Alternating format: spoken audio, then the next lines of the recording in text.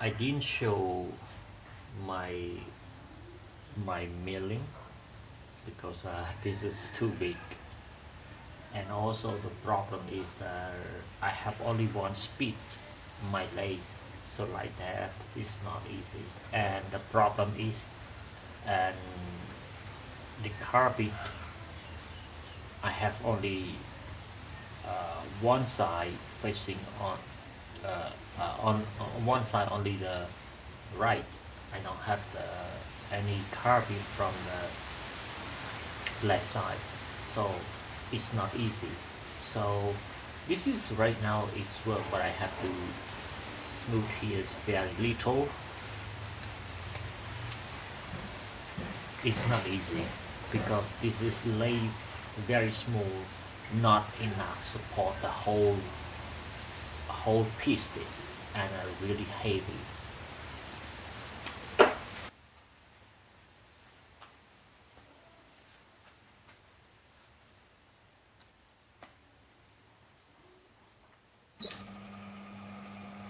Let's start. I can finish soon.